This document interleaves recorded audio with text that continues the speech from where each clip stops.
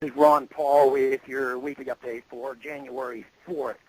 This past week, we celebrated the end of what most people agree was a decade best forgotten. New York Times columnist and leading Keynesian economist Paul Krugman called it the big zero in a recent column. He wrote that there was a whole lot of nothing going on in measures of economic progress and success, which is true. However, Krugman continues to misleadingly blame the free market in supposed lack of regulation for the economic chaos.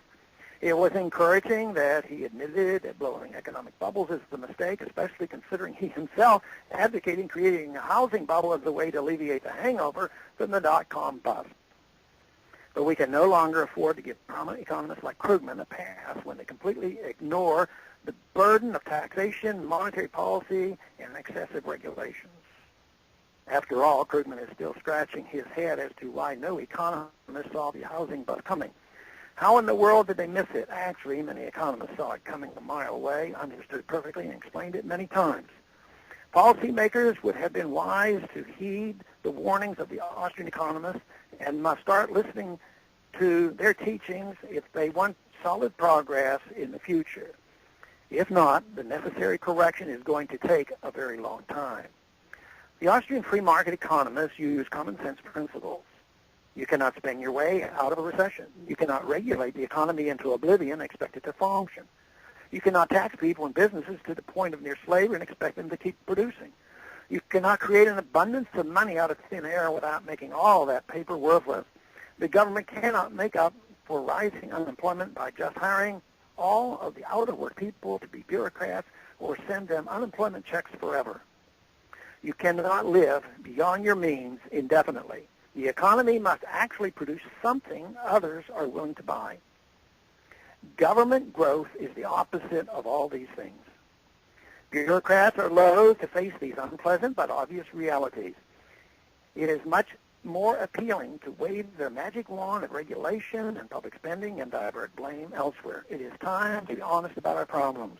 The tragic reality is that this fatally flawed but widely accepted economic school of thought called Keynesianism has made our country more socialist than capitalist.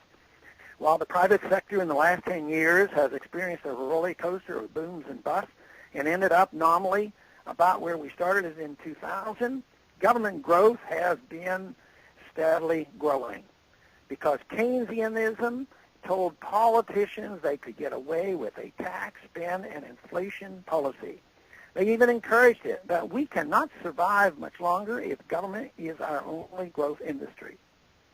As for a lack of regulation, the last decade saw the enactment of the Sarbanes-Oxley Act, the largest piece of financial regulatory legislation in years. This act failed to prevent abuses like those perpetrated by Bernie Madoff, and it is widely acknowledged that the new regulations contributed heavily not only to the lack of real growth, but also to many businesses going overseas. Americans have been working hard, and Krugman rightly points out that they are getting nowhere. Government is expanding steadily and keeping us at less than zero growth when inflation is factored in. Krugman seems pretty disappointed with zero, but if we continue to listen to Keynesians in the next decade instead of those who tell us the truth, zero will start to look pretty good. The end result of destroying the currency is the wiping out of the middle class. That should be our top economic priority, to prevent this from happening. Thanks for calling this update. A new update is placed on this number, 888-322-1411, every Monday morning. The written text is on my website, www.house.gov/Paul, under the heading Texas Straight Talk. Thanks for calling.